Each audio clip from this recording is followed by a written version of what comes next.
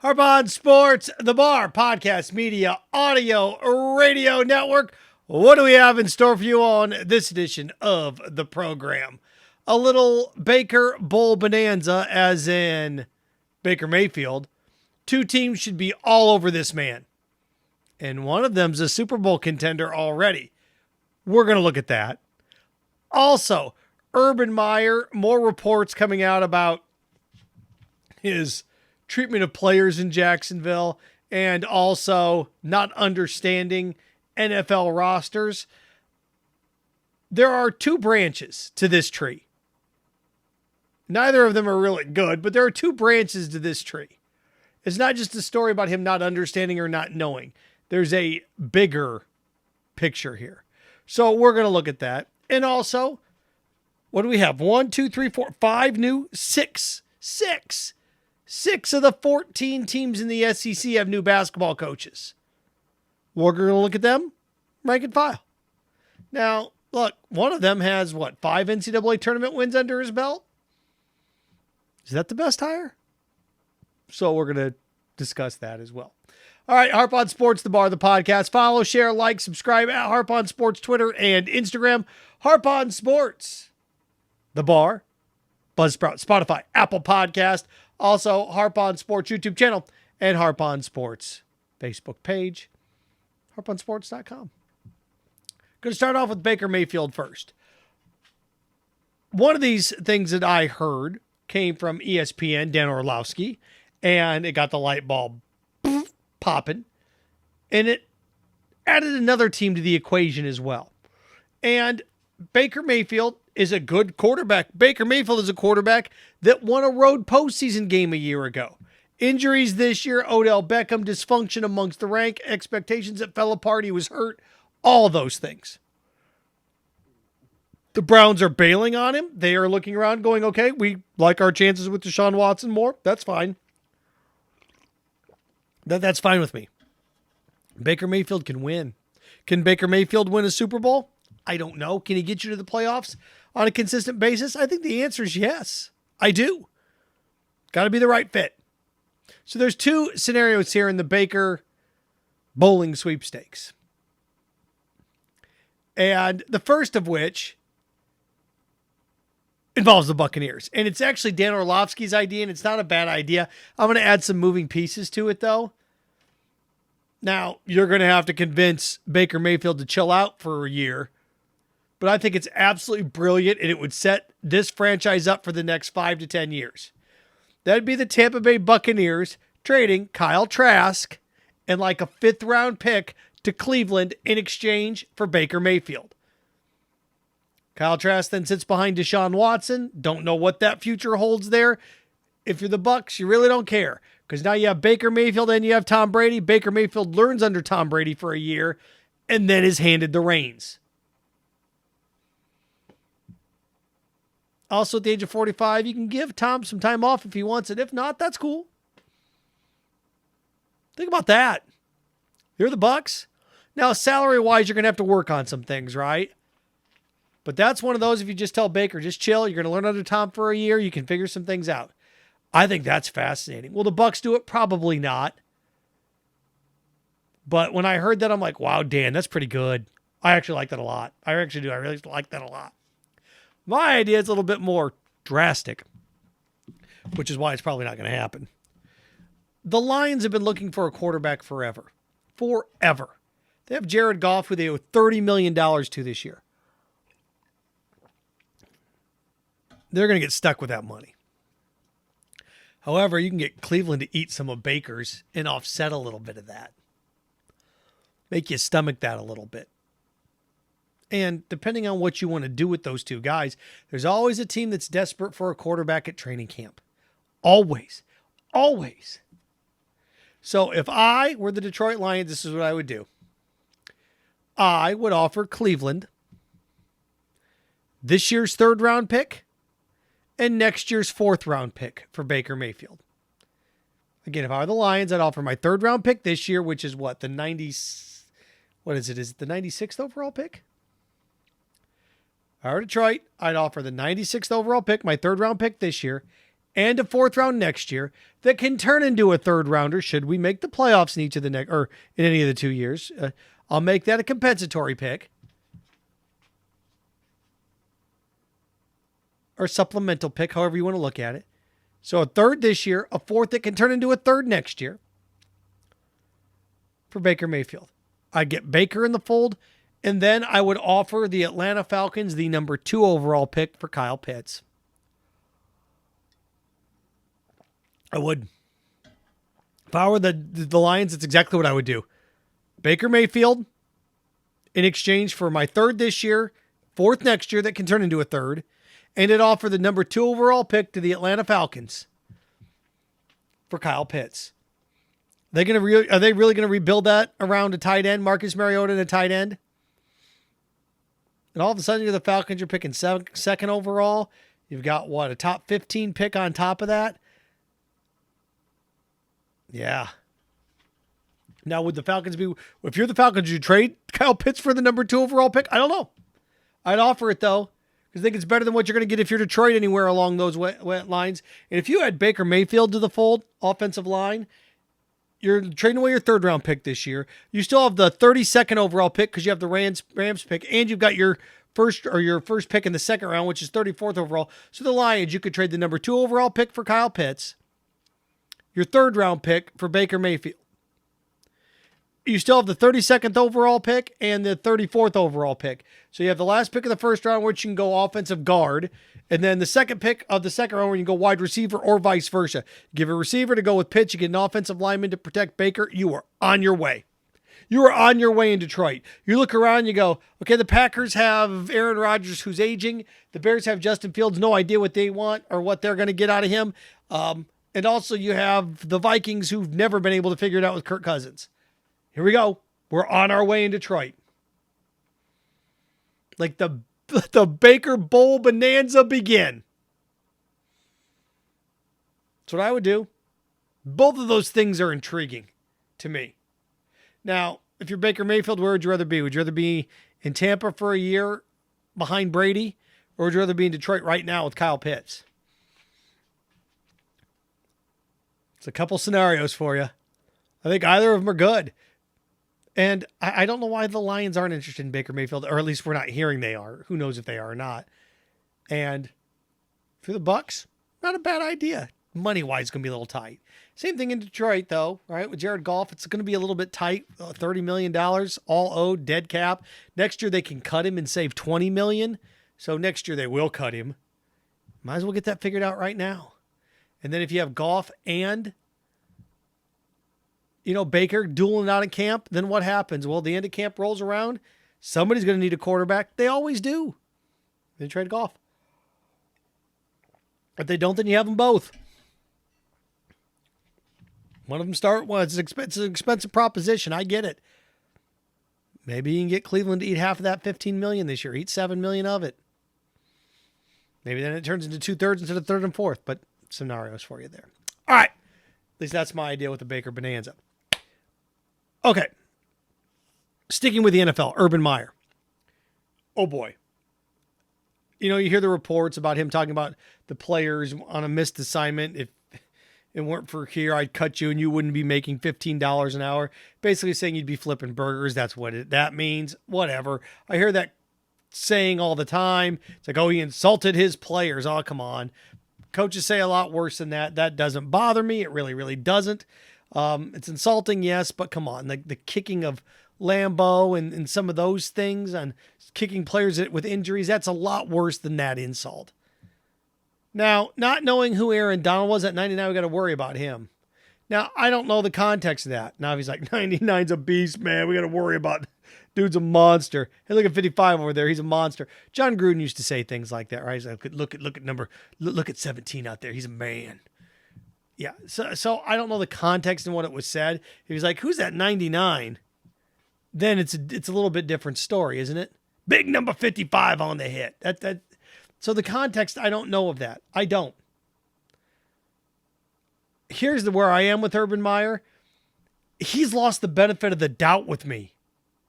So whenever I hear a bad story about Urban Meyer now, I believe it. I do. Now, some of them worse than others, again, insulting the players and saying they'd be making $15 an hour if it weren't for him. That's one of those things I'm like, okay, whatever. That doesn't strike me as earth-shattering or damning. Not knowing who Aaron Donald is does. And do I believe he knew who Aaron Donald is? I don't, because of everything that I've seen and heard now. I don't. Which leads me down to this branch. And you can sit there and look, you can continue to throw weight after weight after weight on that branch. It's going to break off the tree. It's about, oh my gosh, look what he did now. Look what he did now. I think everybody needs to take a step back with this and ask a bigger question. And that's, is Urban Meyer the worst hire in the history of the National Football League as a head coach? There have been some bad ones over the years. Some bad ones. Bobby Petrino with the Falcons is a bad one. There have been guys that have only lasted a year as head coaches. There have been guys that didn't work out. Look, Spurrier didn't work out in Washington. There have been coaches that it wasn't a good fit. Marty Morningweg in Detroit, that lasted way too long. They're just guys that didn't work for whatever reason. It just didn't work.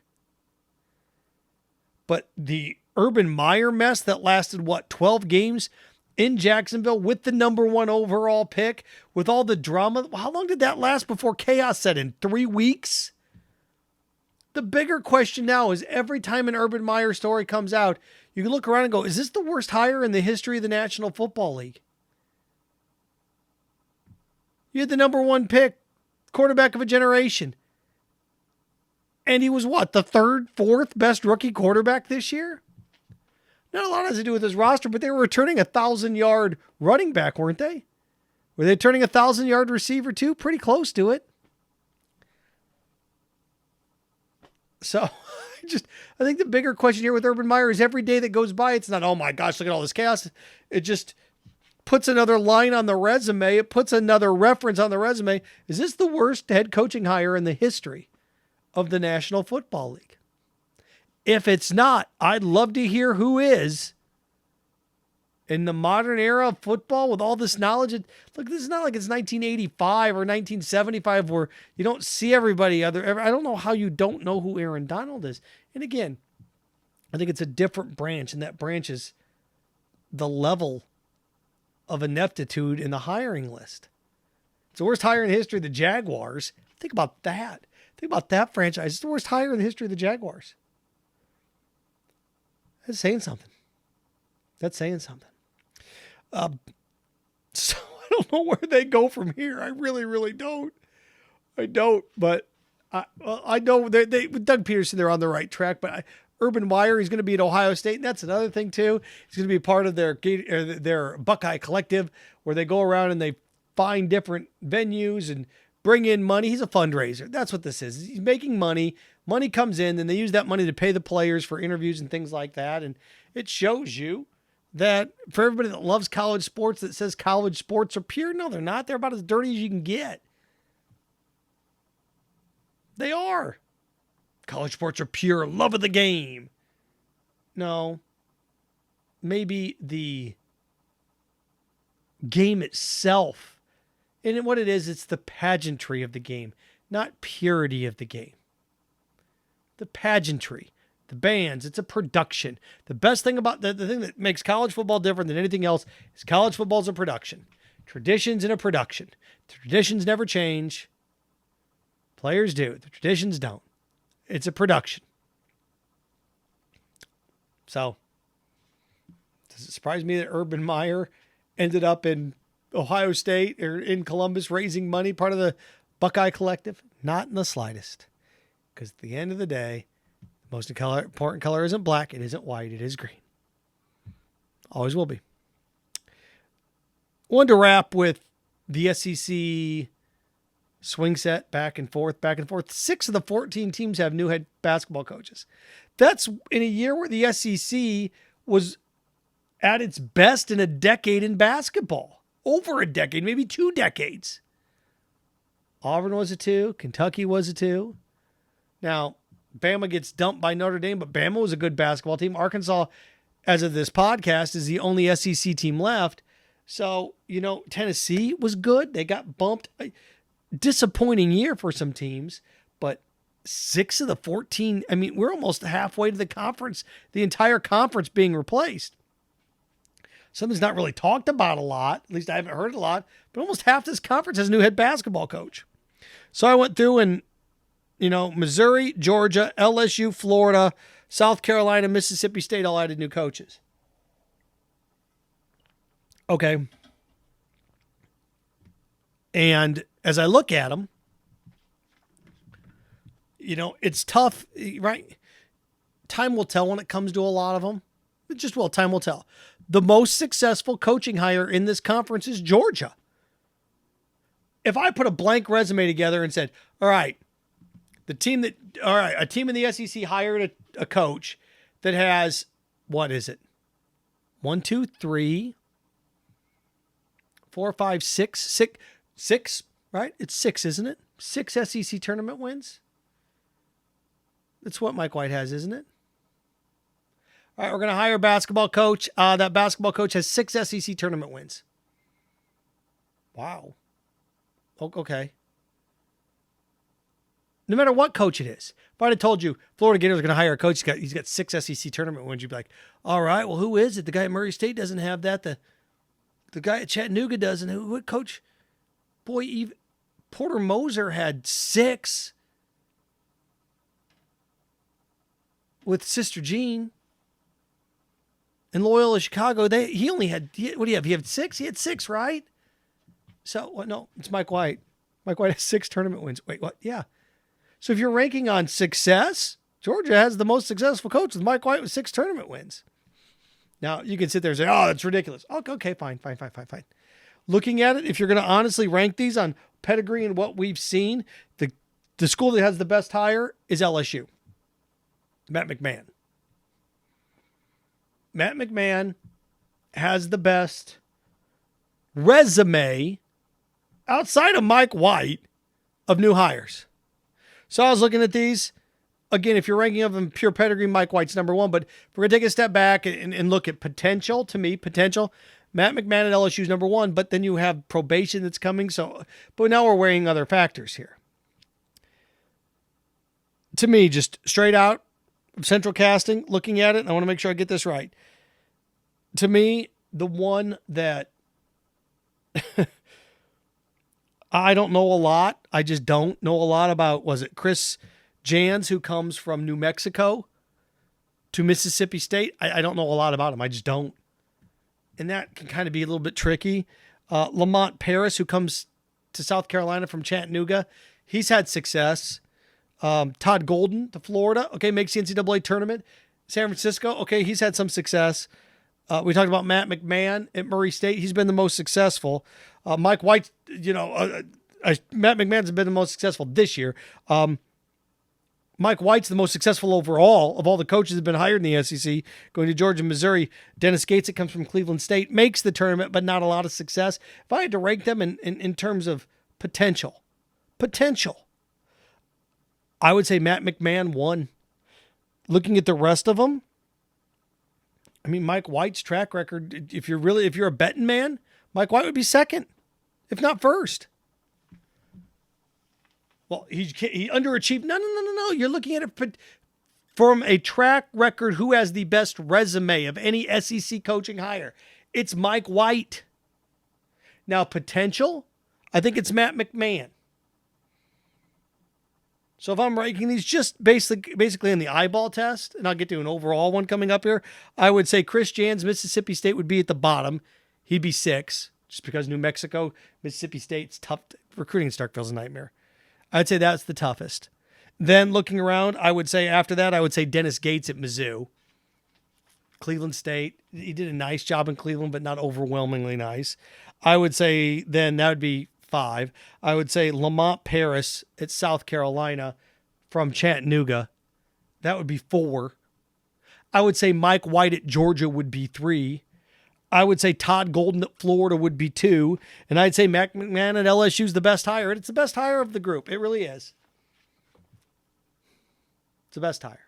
Overall in college basketball, the best hire is Sean Miller at Xavier.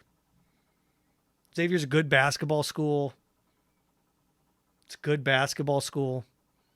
They just drubbed Florida with an assistant. Now you add Sean Miller to the equation, being able to recruit in Ohio, to recruit in Cincinnati. That's a mecca. And Cincinnati and Xavier and Cincinnati, it's quite the rivalry. Was Josh Pastner? I look at Xavier's success. I look at what Miller used to do there. I look at what he'll go back there and do. I think it's a great hire. I do. Past success. Past success. So I think the Sean Miller to Xavier, it's the best hire in college. I think Sean Miller will have Xavier in the Sweet 16 within 3 tournaments. Good hire. So SEC Showcase just turns and turns. Almost half that conference replaces basketball coaches. But I think the Gators have a good one in Todd Golden. Potential rankings. But on paper, Mike White's the best hire of any coach. He got 6 NCAA tournament wins. Right? He does. Harp Sports, the Bar Podcast Media Audio Radio Network. Follow, share, like, subscribe on your platforms. At Harp on Sports Twitter, at Harp on Sports Instagram, Harp on Sports, The Bar, Buzzsprout, Spotify, and Apple Podcast, Harp on Sports Facebook page, Harp on Sports YouTube channel, and of course, harponsports.com. Remember, stay clean, stay focused, stay strong, Frankenstein. Have fun with your friends.